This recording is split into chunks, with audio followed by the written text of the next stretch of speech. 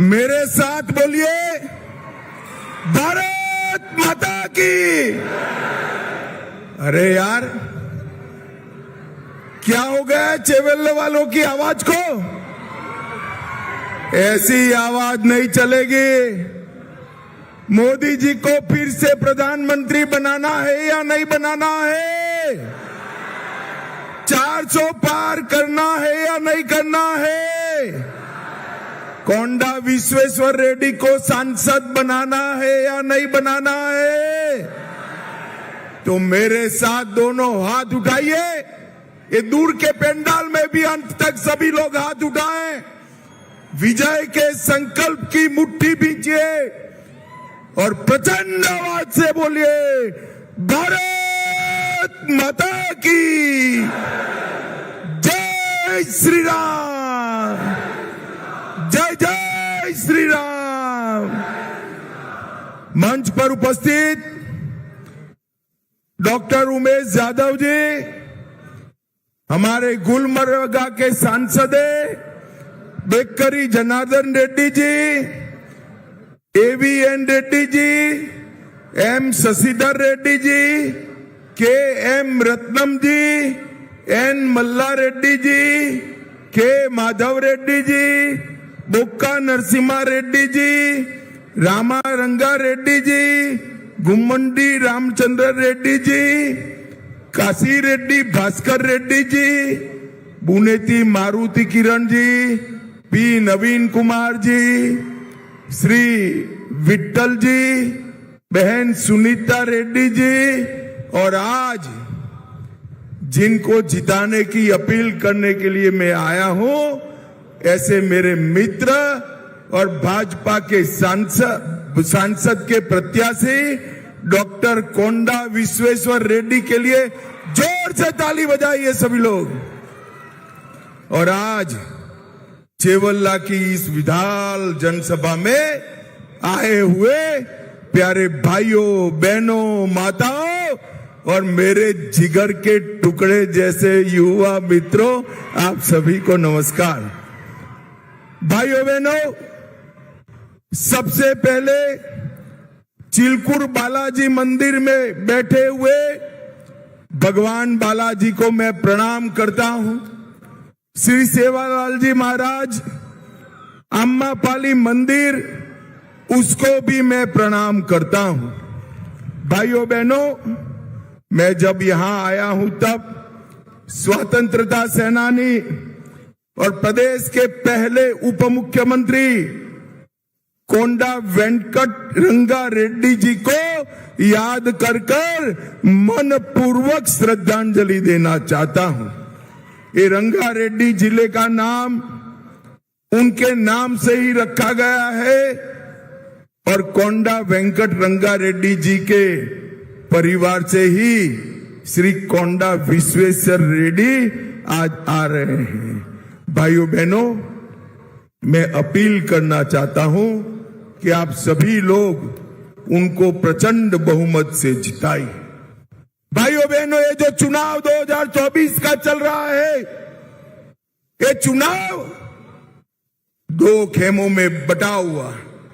एक और एनडीए का खेमा है जो नरेंद्र मोदी के नेतृत्व में आगे बढ़ रहा है, और दूसरी ओर इंडी अलायंस है जो राहुल बाबा के नेतृत्व में आगे बढ़ रहा है। अरे हंसिए मत भाई, राहुल जी बड़े नेता है हमारे, हंसिए मत। भाइयों बहनों, मगर ये दोनों गठबंधन किस प्रकार के, एक और 12 लाख करोड़ के घपले, घोटाले, भ्रष्टाचार करने वाली कांग्रेस पार्टी और उनके साथी, और दूसरी ओर 23 साल तक प्रधानमंत्री और मुख्यमंत्री रहने के बाद भी जिस पर 25 पैसे का भी आरोप नहीं है, ऐसे हमारे प्रधानमंत्री नरेंद्र मोदी जी हैं। एक और, गर्मी थोड़ी बढ़ते ही थाईलैंड और बैंकॉक में छुट्टी मनाने वाले राहुल गांधी हैं, और दूसरी ओर 23 साल तक दीपावली की भी छुट्टी लिए बगैर दीपावली के दिन सरहद पर जवानों के साथ दीपावली मनाने वाला नरेंद्र मोदी है। एक और चांदी की चम्मच के साथ जन्मे हुए राहुल बाबा है और दूसरी ओर गरीब चाय बेचने वाले के घर में जन्मे हुए हमारे नेता नरेंद्र मोदी हैं। एक और तुष्टीकरण के आधार पर राजनीति करने वाला ये इंडी अलायंस है, तो दूसरी ओर देश के लिए जान देने की बात करने वाला भारतीय जनता पार्टी है। इन दोनों के बीच में आपको तय करना है। भाइयों बहनों, आज मैं आया हूं तब 1998 में आज के दिन ही भारत के प्रधानमंत्री भारत रत्न अटल बिहारी वाजपेयी जी ने पोखरण में न्यूक्लियर टेस्ट कंडक्ट कर भारत को न्यूक्लियर ताकत बनाने का काम किया था। और भाइयों बहनों, आज मैं यहां से रेवंत रेड्डी और राहुल बाबा को पूछना चाहता हूं, सर्जिकल स्ट्राइक अपनी हिम्मत नहीं है, सर्जिकल स्ट्राइक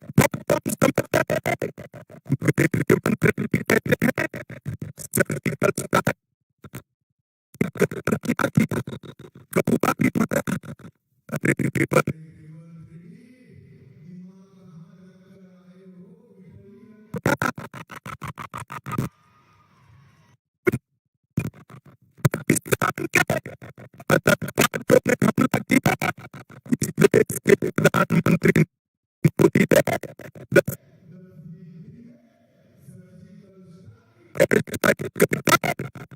पाकिस्तान के आतंकवादियों का सहायता करने का काम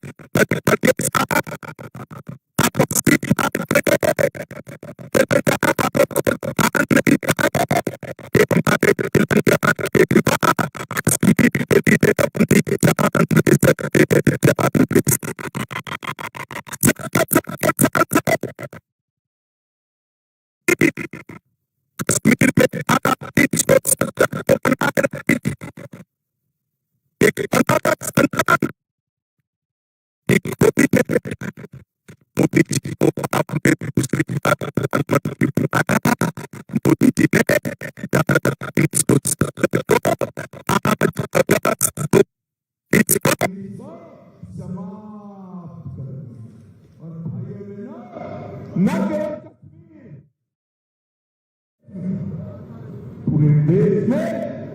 आतंकवाद और नक्सलवाद को समाप्त करने का काम हमारे प्रिय मैं आज सेवल्ला वालों को पूछना चाहता हूं, प्रधानमंत्री कैसा होना चाहिए? 370 को संभालने वाला, आतंकवादियों को संभालने वाला या खत्म करने वाला? आप जोर से बोलिए, प्रधानमंत्री कैसा होना चाहिए? आतंकवाद समाप्त करने वाला होना चाहिए या नहीं? जोर से बोलिए, होना चाहिए या नहीं? भाइयों बहनों, एक कांग्रेस पार्टी तुष्टीकरण के कारण आतंकवाद को बचा नहीं रही। नरेंद्र मोदी जी ने आतंकवाद को मूल समेत समाप्त करने का काम हमारे नेता नरेंद्र मोदी ने। केवल वालों, मुझे सच सच बताना, मन से बताना, अयोध्या में राम मंदिर बनना चाहिए या नहीं बनना? जोर से बोलो, बनना चाहिए या नहीं बनना चाहिए? 70 साल तक ये कांग्रेस पार्टी राम मंदिर के मुद्दे को अटकाती रही, लटकाती रही, भटकाती रही। मोदी जी को आपने दूसरी बार प्रधानमंत्री बनाया। मोदी जी ने एक 5 साल में ही केस भी जीता, भूमि पूजन भी किया और 22 जनवरी को प्राण प्रतिष्ठा कर जय श्री राम।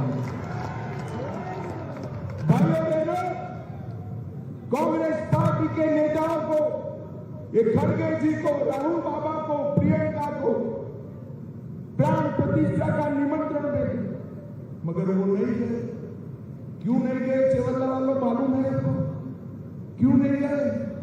नहीं है ना मालूम? मैं बताता हूं।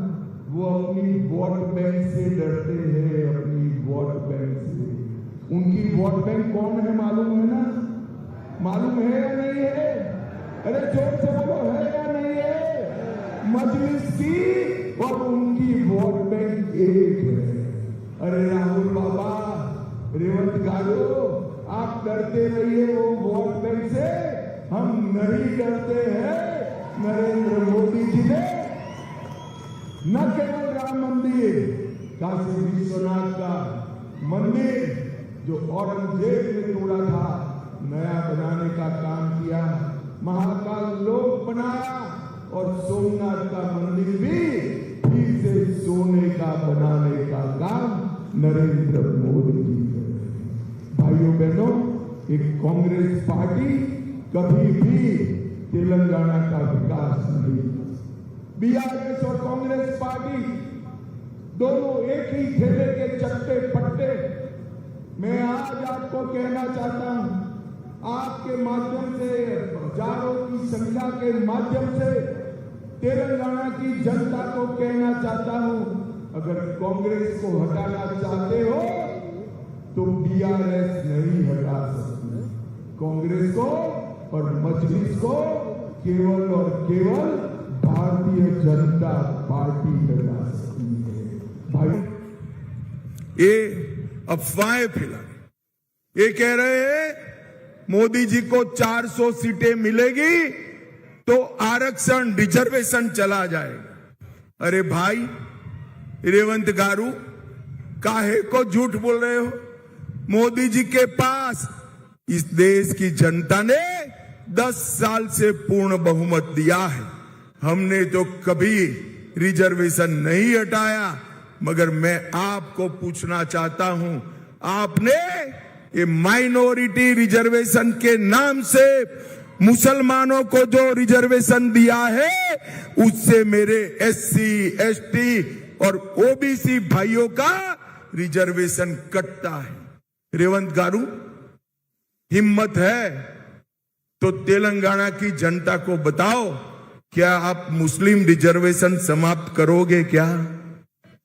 उनको बताना चाहिए या नहीं बताना चाहिए? जोर से बोलो, बताना चाहिए या नहीं बताना चाहिए?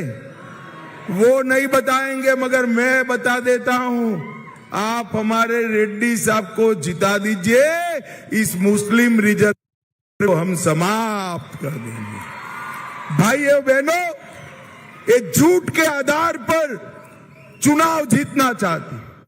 मेरे तेलंगाना के वीडियो को मॉर्फ किया गया, एडिट किया गया और मेरे झूठे वीडियो को प्रसारित किया। रेवंत जी गलत जगह पे हाथ डाल दिया। भले आदमी करते तो और किसी का करते, अब पुलिस इसकी जांच कर रही है, ये डर रहे। भाइयों बहनों, झूठ के आधार पर ये चुनाव जीतने वाले लोग हैं। जब तेलंगाना का सर्जन हुआ, तेलंगाना रेवेन्यू सरप्लस स्टेट था। पहले बीआरएस और फिर कांग्रेस पार्टी ये तेलंगाना को 80,000 करोड़ सालाना चुकाना पड़े, मतलब 16 लाख करोड़ का ऋण करने का काम इन्होंने किया है। जो तेलंगाना राज्य सरप्लस था, इसमें 16 लाख करोड़ का डेट बना दिया। मैं आपको पूछना चाहता हूं चेवल्ला वालों, ये 16 लाख करोड़ में से आपके गांव में कुछ आया है क्या? अरे जोर से बोलो, आया है? जोर से बोलो, आया है? तो ये 16 लाख करोड़ कहां गया? जरा बोलो कहां गया? ये टीआरएस और कांग्रेस वाले तेलंगाना की जनता के 16 लाख करोड़ रुपया चाव कर गए। ये तो मोदी जी को धन्यवाद करिए रेवंत गारो कि एफआरबीएम एक्ट के तहत आपको विशेष छूट देकर 9,000 करोड़ रुपया दिया, वरना तेलंगाना की तनख्वाह भी न हो पाती। भाइयों बहनों, छोटे छोटे गांव को ये म्यूनिसिपालिटी बना रहे हैं और इसमें कोई व्यवस्था नहीं है। ये रेवंत रेड्डी और राहुल बाबा दो इकट्ठा होकर आरआर टैक्स डाले।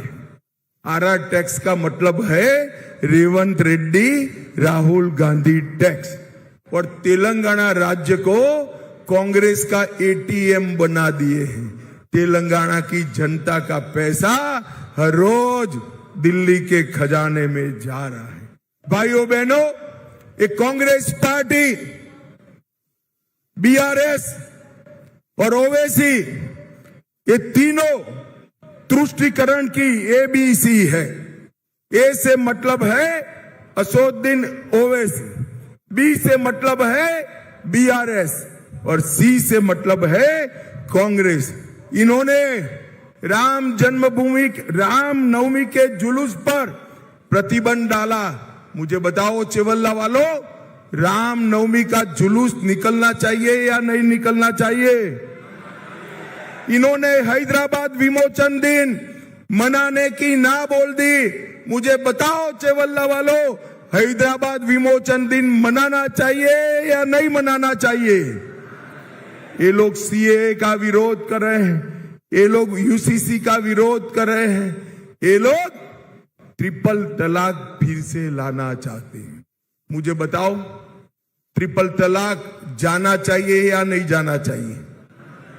ये एबीसी जो है, ओवैसी, बीआरएस और कांग्रेस, ये ट्रिपल तलाक को वापिस लाना चाहते हैं, मगर ये होगा नहीं। भाइयों बहनों, इस जिले में पलामूरू रंगारेड्डी लिफ्ट इरिगेशन योजना, उसका नाम तो हुआ मगर काम नहीं बना। डिजाइन में कहीं खामियां रही, कॉन्ट्रैक्टर सेंट्रिक डिजाइन बनाई, किसान सेंट्रिक डिजाइन नहीं बनाई, और कालेश्वरम की जैसे ये भी भ्रष्टाचार का अड्डा बन गया। भाइयों बहनों, तेलंगाना में माड़ीगा समाज के मेरे जो भाई है, उनको रिजर्वेशन में बड़ा अन्याय होता है। मैं आज कहकर जाता हूं, माड़ीगा समाज के भाइयों को मालला को अन्याय करे बगैर माड़ीगा को आरक्षण का न्याय मिले, ये भारतीय जनता पार्टी सुनिश्चित करेगी। भाइयों बहनों, तेलंगाना में इंफ्रास्ट्रक्चर के विकास के लिए 10 वर्ष में मोदी जी ने 2500 किलोमीटर नेशनल हाईवे बनाए, रीजनल रिंग रोड 20,000 करोड़ की लागत से 350 किलोमीटर लंबा रीजनल रिंग रोड बनाया है। हैदराबाद का इससे और अपने जिले का भी इससे बड़ा विकास होने वाला है। 1100 करोड़ का मल्टी मॉडल ट्रांसपोर्ट फेज 2 का काम सबसे ज्यादा फायदा यह जिले को होने वाला है। 4 वंदे भारत ट्रेन चालू करी, 26,000 करोड़ की रेलवे की परियोजना फाइनल कर दी।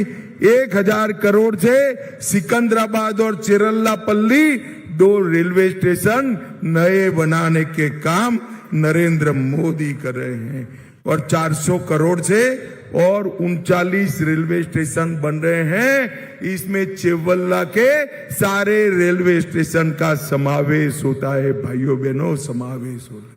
तेलंगाना में बीबी नगर में एम्स की स्थापना की। स्मार्ट सिटी मिशन में 200 करोड़ करा। 31 लाख लोगों को शौचालय देने का काम किया। 2,20,000 लोगों को घर देने का काम किया और सारे गरीबों को 5 किलो अनाज फ्री ऑफ कॉस्ट देने का काम नरेंद्र मोदी जी ने किया। 2200 करोड़ से हासन चेरलापल्ली एलपीजी पाइपलाइन शुरू की। 2,000 करोड़ से कृष्णापट्टनम हैदराबाद तक पेट्रोलियम पाइपलाइन की आधारशिला रखी और 6,300 करोड़ से 300 करोड़ से रामगुंडम फर्टिलाइजर कॉरपोरेशन लिमिटेड को पुनर्निर्मित किया और इसके साथ साथ हल्दी बोर्ड की स्थापना की। मुलुगु में समक्का सरक्का ट्राइबल यूनिवर्सिटी बनाने का काम किया। प्रसाद योजना के तहत आलमपुर जोगुलंबा देवी, भद्राचलम राम मंदिर, रामप्पा रुद्रेश्वर मंदिर इसको लिया और चेवल्ला में बुलेट ट्रेन का पहला स्टॉप हमारे विकाराबाद में आने वाला है। विकाराबाद में भाइयों बहनों, आयुष्मान भारत के तहत केवल चेवल्ला में 8 लाख गरीबों को 5 लाख तक का पूरा स्वास्थ्य का खर्चा आज नरेंद्र मोदी उठा रही है। रंगारेड्डी में स्वास्थ्य के लिए ईएसआई अस्पताल बड़ा 500 बेड का शमशाबाद में विकास हो रहा है और 80,000 गरीब माताओं को गैस का सिलेंडर देने का काम नरेंद्र मोदी जी ने किया है। भाइयों बहनों, मैं अंत में इतना ही पूछना चाहता हूं, ऐसा होने वाला नहीं है, मगर 1 मिनट के लिए मान लीजिए, 1 मिनट के लिए कि इंडी अलायंस को बहुमत मिलेगा तो उनका प्रधानमंत्री कौन बनेगा? पड़ता है। चलो ऐसे ने मैं एक एक नाम देकर पूछता हूं। पवार जी बन सकते हैं क्या? जोर से बोलना, बन सकते हैं? ममता बनर्जी बन सकती है? ये स्टालिन जी बन सकते हैं? उद्धव ठाकरे बन सकते हैं? अब हंसना मत, जरा भी हंसना मत। राहुल बाबा बन सकते हैं क्या? अरे फिर हंस पड़े यार आप लोग। भाई, इनके पास प्रधानमंत्री का प्रत्याशी ही नहीं है। एक पत्रकार ने उनको पूछा कि आपका प्रधानमंत्री कौन बनेगा, तो इन्होंने कहा 1-1 साल बारी बारी बन लेंगे। देश ऐसे चलता है क्या? चलता है क्या? 1-1 साल के प्रधानमंत्री वालों को मैं पूछना चाहता हूं, कोरोना आया तो भारत को कौन बचाएगा? जवाब दीजिए। कश्मीर और आतंकवादियों को, कश्मीर को मजबूत करना, आतंकवाद को समाप्त करना कौन करेगा? बताओ। G20 आया तो इसका नेतृत्व कौन करेगा वो बताओ। इनके पास कोई प्रधानमंत्री नहीं है। भाइयों बहनों, मोदी जी ने G20 भी किया और चंद्रमा पर चंद्रयान भी भेजा। भारत को दुनिया का 5वें नंबर का अर्थतंत्र बनाया और भारत को आगे अगर कोई ले जा सकता है तो केवल और केवल हमारे नेता नरेंद्र मोदी ले जा सकते हैं। नरेंद्र मोदी ले। मुझे बताओ चेवल्ला वालों,